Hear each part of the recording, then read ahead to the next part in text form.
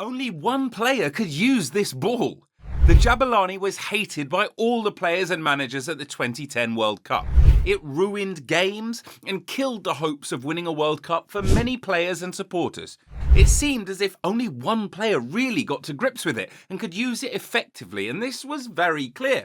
Now, was this because of the genius of one player, or was the ball actually cursed?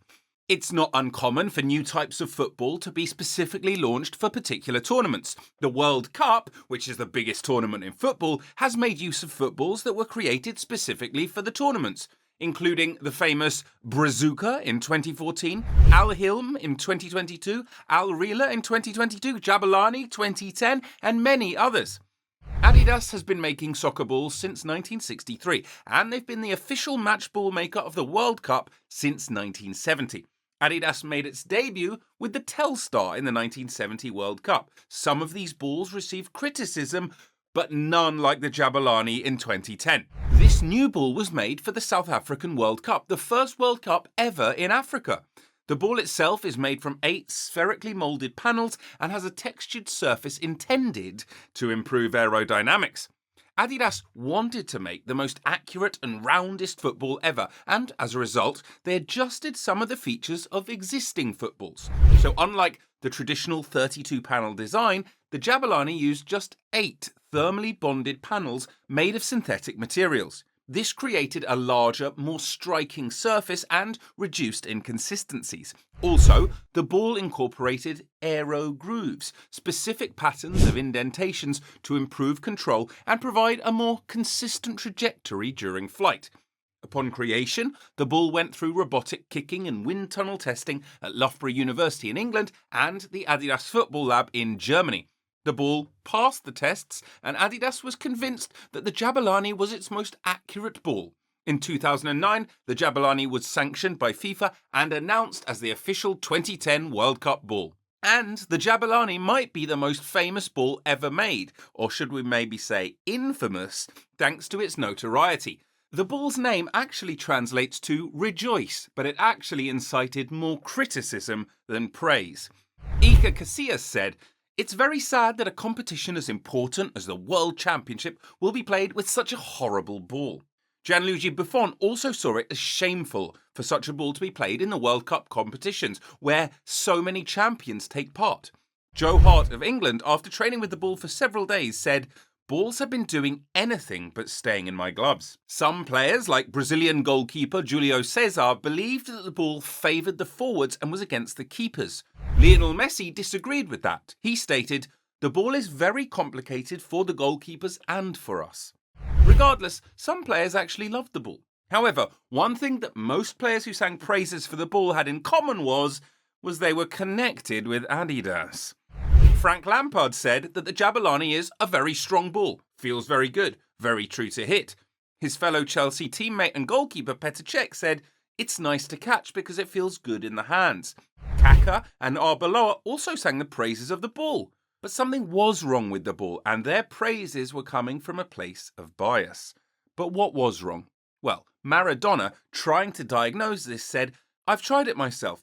This ball doesn't go around the corner, and you can't get in a good cross to the far post because the ball flies straight. We're not going to see any good moves in this World Cup because no one can get the ball and control it."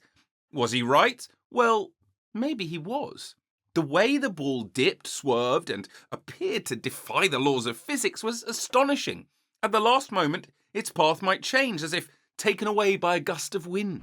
Additionally, the shape changes the time of contact with the foot, consequently taking away the ability to spin. Also, the ball travels a shorter distance, stops mid-air, and has a floating, unpredictable trajectory. Evidence of just how bad the ball was can be seen in the statement of Landon Donovan, player from the US national team. "You're seeing a lot of missed chances," he said. "A lot of crosses that are mistimed or misplayed that would normally be goals are not going in. You know, something's wrong." Brazilian striker Robinho sounded so sure when he stated, "For sure, the guy who designed this ball never played football."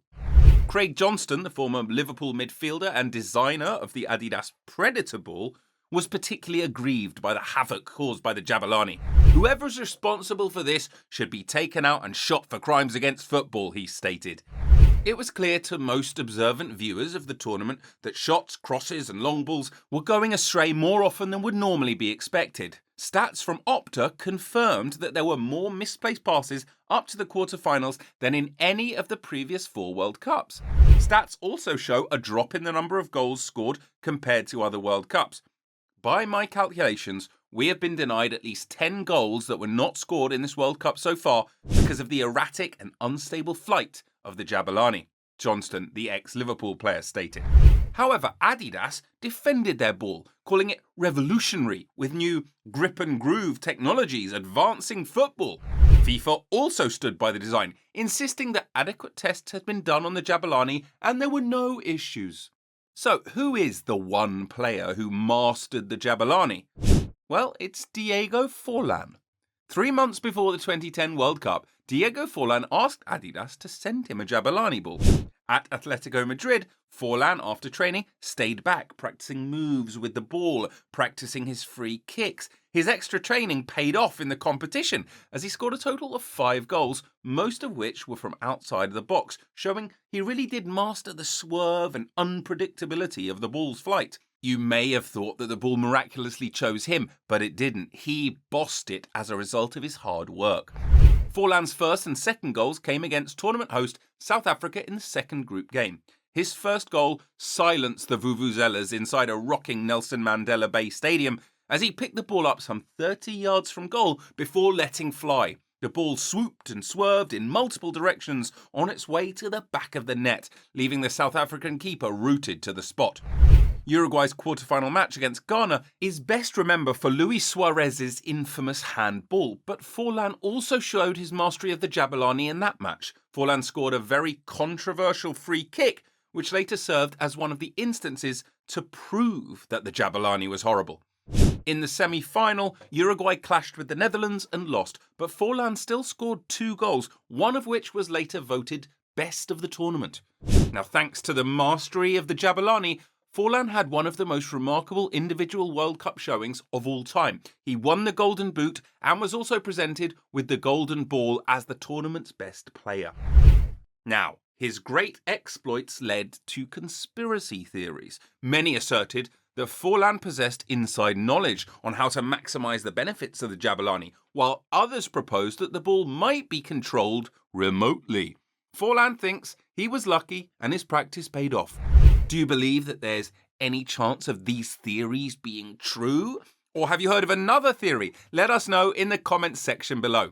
2 studies were conducted after the World Cup to test the concerns raised about the ball. At Azai University in Tsukuba, wind tunnel tests conducted by Kazuya Seo of Yamagata and Takeshi found that the perfectly spherical ball tended to slow suddenly in mid-flight. NASA scientists at the Fluid Mechanics Laboratory at NASA's Ames Research Center also tested the Jabulani design. Rabi Mehta, an aerospace engineer experimenting, found that the Jabulani would fly faster as a result of less drag and swerve less due to the reduction in lift. Well, regardless of how cursed the Jabulani was, the football favoured one person, Diego Forlan. Do you think that this added to the World Cup and made it more entertaining? Or, vice versa, did it rob us of some special moments and goals? Let us know what you think in the comments and we'll see you in the next video.